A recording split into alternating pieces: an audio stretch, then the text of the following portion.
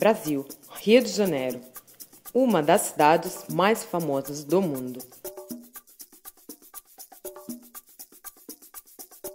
Uma cidade de contradições. Bem perto dos grandes arranha-céus que caracterizam as praias de Copacabana, existe uma realidade bem diferente, que a maioria do povo conhece como favelas.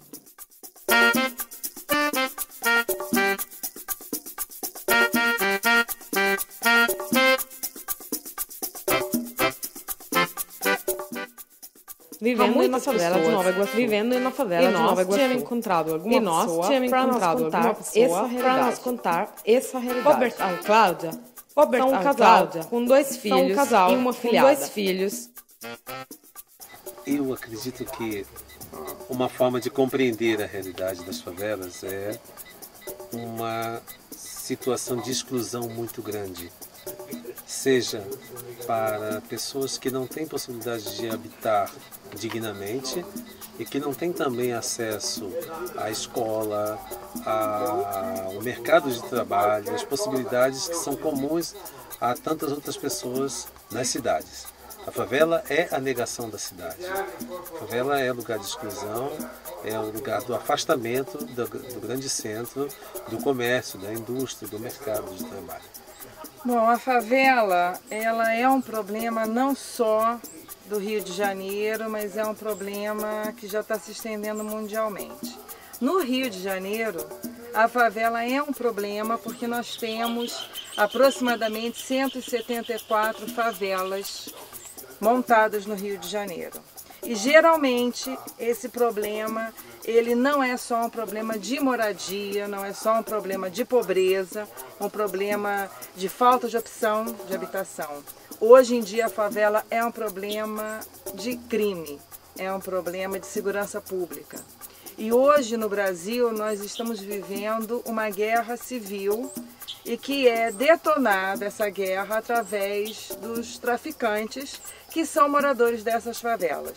Então hoje a favela, ela deixa de ser um bairro, entre aspas, né, de pessoas que trabalham, de trabalhadores, de pessoas pobres, que não têm aonde morar e por isso eles invadem um pedaço de território para poder se estabelecer, mas hoje ganha um problema político, econômico, social. Então a favela, hoje nós temos infelizmente um problema muito maior, que é um problema social, que é um problema de crime, de criminalidade, e que para onde vai a favela?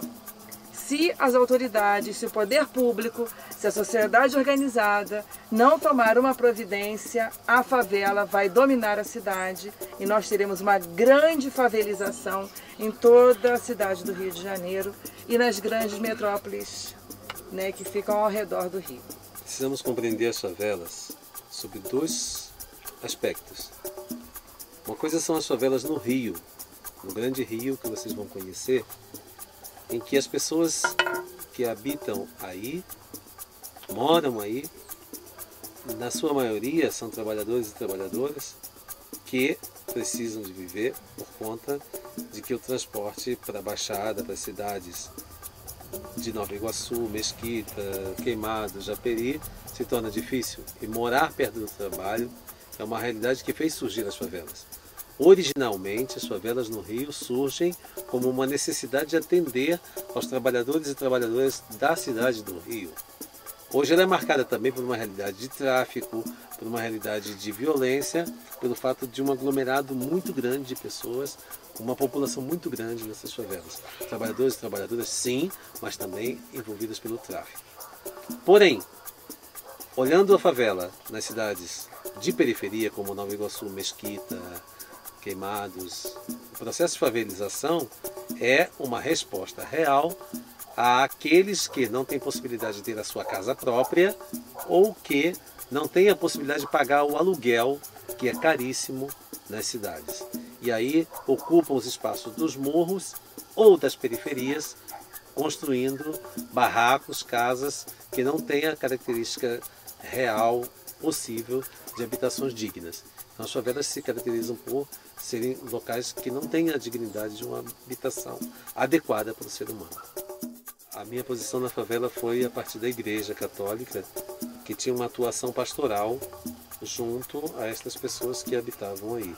Tínhamos comunidades inseridas dentro da favela e essas pessoas vinham frequentar a vida da igreja, da comunidade eclesial de base, e tínhamos que atendê-la. Então também ir visitar, ir frequentar, ir criar possibilidades de vida junto com eles. Uma possibilidade foi a creche, em que as mães têm a possibilidade de ir trabalhar e deixar as crianças na comunidade. Outra era trabalho e geração de renda com a reciclagem comunitária na Ação Educar. A minha área de atuação é na educação, né? Eu sou professora da rede estadual do Rio de Janeiro, então eu trabalho com alunos que moram em favelas de Nova Iguaçu, né? De várias favelas, mas mais específica ali no entorno da escola onde eu trabalho. Então o que eu posso fazer? É formar esses alunos, né? É dar educação, é dar conhecimento a eles, é fazer com que eles pensem na sua realidade, na realidade da sua moradia e aquilo que você pode fazer para transformar a sua realidade. Porque não adianta você falar para o jovem que ele pode fazer, que ele pode mudar a sua situação se você não der condições a ele. E a única forma de você mudar uma situação é através da educação. Não tem outra forma de você mudar o mundo, não tem outra forma de você lutar, não adiantam armas, não adiantam palavras se você não estiver formado interiormente, se você não estiver preparado para poder atuar nesse mundo. E eu como professora, né, como profissional de educação, a minha luta é através da formação dos meus alunos. Acho que elas podem evoluir na medida que se sentem valorizadas. Se o processo de trabalho comunitário ou o processo de acolher as suas crianças, ou mesmo de gerar trabalho e renda com elas, lhes dá a dignidade e o valor humano, elas podem evoluir. Como é o caso da Tata, que é valorizada a partir da questão do estudo. Ela é uma menina que é filha de uma recicladora, filha de uma pessoa que viveu nessas condições de pobreza, mas que hoje está numa universidade pública, estudando, evoluindo, numa universidade particular, não pública, perdão, particular, evoluindo, estudando, pesquisando, avançando no campo do conhecimento para poder, junto com esse mundo do conhecimento, do saber, produzir a sua existência. Educação. Não tem outra forma. Se a educação não for a prioridade do governo municipal, do governo estadual, do governo federal, das pessoas de poder público, das pessoas da sociedade privada, se você não formar a criança, né, desde do pequenininho, se você não der a ele condições de pensar, condições de raciocinar, você como pessoa, você não vai conseguir raciocinar o outro. Como você pode respeitar o outro se você nem se conhece? Então, somente através da educação, você pode se formar para que você possa formar o outro, respeitar o outro e aí construir uma vida digna. E as pessoas de favela são pessoas dignas que merecem toda a chance, mas precisa saber dos seus direitos como cidadãos, que não são respeitados. Rosilene, para os amigos, Tatá é uma moça com um passado bem pesado nas suas costas. E ela fala com nós para contar um pouquinho da sua vida. Eu vou contar a minha história mais ou menos em 2 etapas. Tá. 2 etapas, que é antes de eu começar a viver assim. Antes da minha mãe e depois da minha mãe. Antes da minha mãe, uma comunidade carente. Todo mundo, não só a carência educativa, questão de educação, mas emprego, comida, acho que a formação, uma ética pessoal, que nem todo mundo tinha, que era muita violência, homem batendo em mulher, a gente lutando todo o tempo para sobreviver. Minha mãe, graças a Deus, depois da reciclagem, trabalhando na reciclagem, conseguindo dali tirar o dinheiro para tirar o nosso pão de cada dia. Uma parte muito difícil, nós duas. Depois do falecimento da minha mãe, que é eu com 15 anos. Aí que eu me vi assim, ou eu segui um caminho, que era o caminho da educação, que era um caminho de uma formação mais séria, ou eu seria mais uma coitada, né? Eu acho que é assim, uma coitada. Então foi que eu não. Tem que ver o que eu quero pra minha vida. O que eu quero? Eu quero ser uma pessoa digna. Não que as pessoas que vivem aqui não sejam, mas ter uma oportunidade de ver uma coisa diferente. Porque quando você mora no lugar, tudo parece... É comum. Aquela é a sua realidade. Você não conhece, você não tem um olhar expandido, você não tem uma visão de mundo mais ampla. Além do que passa na televisão, que é tudo muito romântico. Então, a partir daquele momento, com a ajuda antes, mas agora mais firme, mais forte, mais direta da Cláudia, do pessoal, da dona Cláudia, do Bertal, do Padre Bertal, que eu comecei, graças a Deus, a me dedicar mais. E tudo começou com a minha dedicação para a escola, para a educação. E a partir da educação que foram abrindo as portas assim. Aqui está a educação, aqui vem o sonho, aqui vem o que eu posso fazer para eu alcançar o meu sonho, para eu alcançar o meu objetivo. Então, estudei no Recanto até a 8ª série, fiz prova para passar para uma escola técnica, mas não consegui. Aí a dona da escola falou assim, não tem problema, você fica. Aí eu fiquei, fiz o primeiro ano, estudava, estudando, educação e pensando. Eu tenho um objetivo na minha vida, que é passar por uma universidade federal pública. Segundo ano, terceiro ano.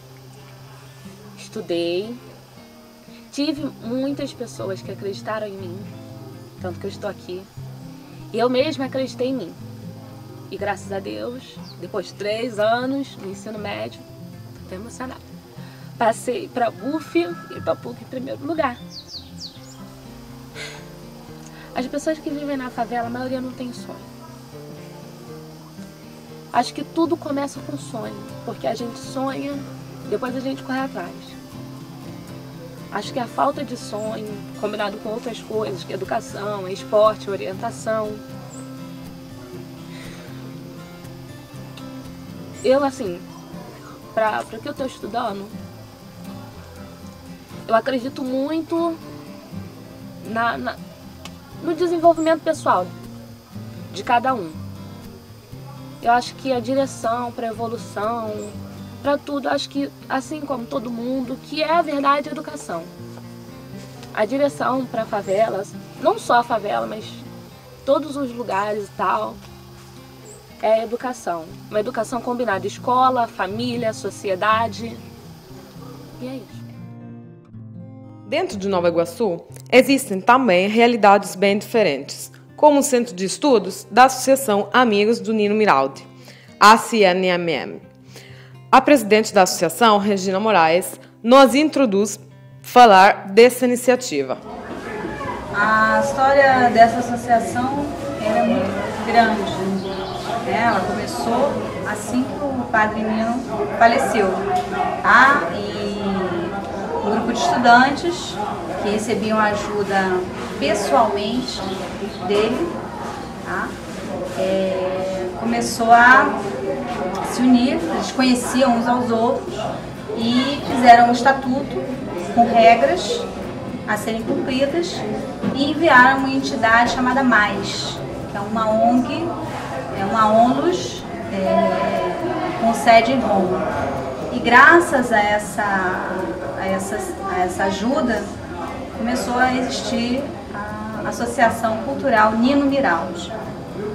Nós só registramos a associação em 2002. Ela é composta por pessoas da comunidade e tem o objetivo de... Nós acreditamos que através do ensino, do estudo, do acesso à educação, é possível mudar a realidade das pessoas. Então, hoje nós temos mais de 20 pessoas formadas na universidade e que fizeram a diferença por terem recebido a ajuda de uma bolsa de estudos fornecida pelo MAIS.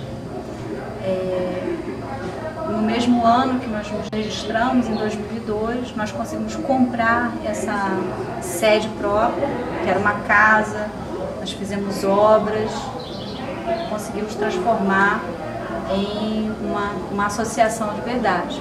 3 salas de aula, com uma biblioteca com mais de 11 mil livros e oferecemos pré-vestibular, oferecemos reforço escolar para as crianças da comunidade, oferecemos empréstimo de livros para as crianças e adultos. E o mais importante da nossa associação é que são os próprios jovens que recebem a bolsa e os já formados que mantêm ela em funcionamento, que fazem com que os projetos sejam realizados.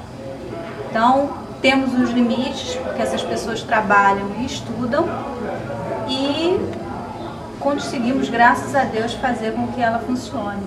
E hoje, a maioria das pessoas que são sócios, que fazem a associação funcionar, são fruto do nosso trabalho, são ex-alunos do nosso pré-vestibular que estão aí dando continuidade ao projeto.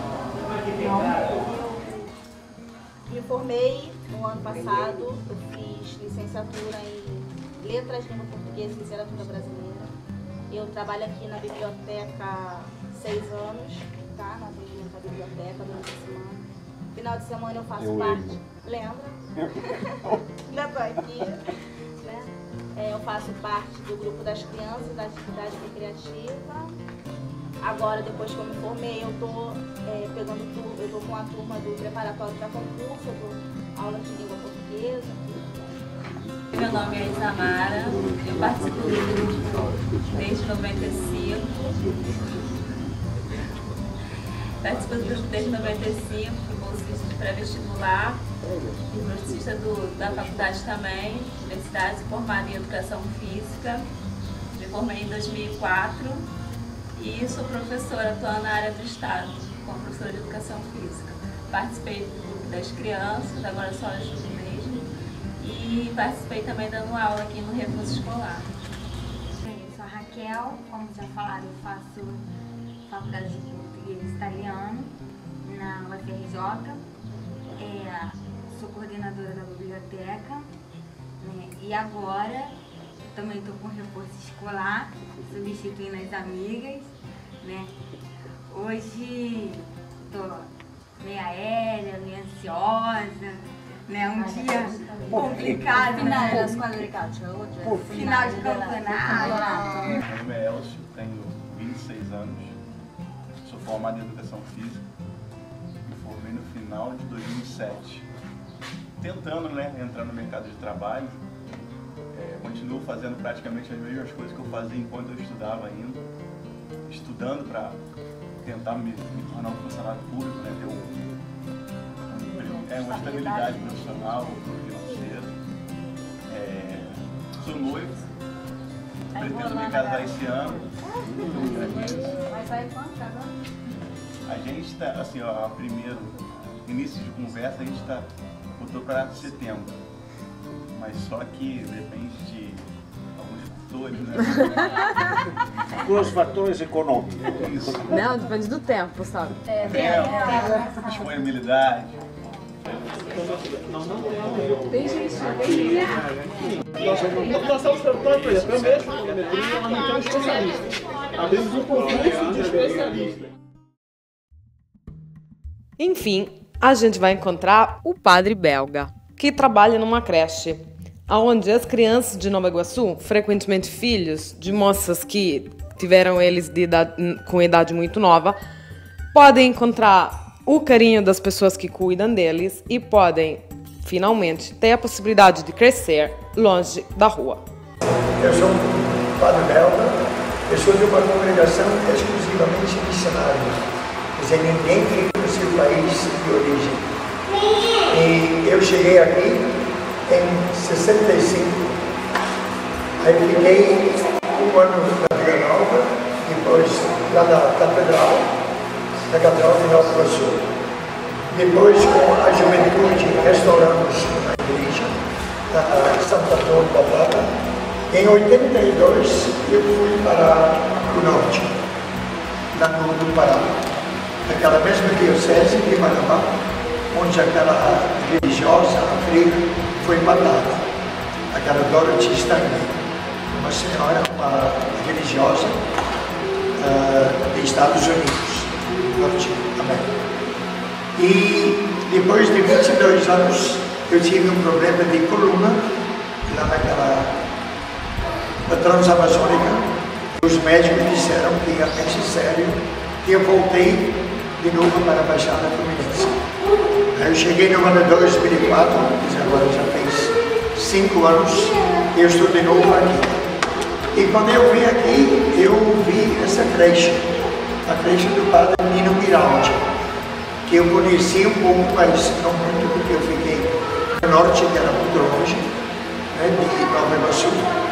Mas ele começou esta creche que não era este lugar, era outro lugar, também no Jacutinga. E aqui, quando se fala em Jacutinga, todo mundo sabe o que é. Jacutinga é muito violento. Então, muita droga, polícia também, que às vezes colabora com isso. Entendeu? Então, a creche mudou daquela antiga igreja para cá. Por muito tempo, as favelas do Rio de Janeiro representaram o mal pior da cidade. A favela de Nova Iguaçu, com certeza, foi uma daquelas consideradas mais perigosas da cidade inteira. O que nós podemos observar é que essa realidade não é tão má quanto a gente normalmente pensa. Existem muitas e várias pessoas que trabalham para melhorar as condições de vida de tudo. Nesse momento, o grande problema de todas as favelas do Rio de Janeiro é que todos os moradores da favela tentam constantemente de se mudar para o centro da cidade. Ninguém gosta da favela. Essa é a verdade da realidade de uma cidade como o Rio de Janeiro. A tentativa que as pessoas que nós mostramos aqui na favela de Nova Iguaçu estão tentando desenvolver é exatamente criar as condições de trabalho dentro da mesma favela, na ideia e na convicção que, por enquanto, está a funcionar muito bem, que se os moradores da favela conseguissem ficar dentro da própria comunidade, a mesma comunidade iria bem melhorar suas condições de vida. E assim, a gente conseguia falar não mais de favela, mas sim de comunidade.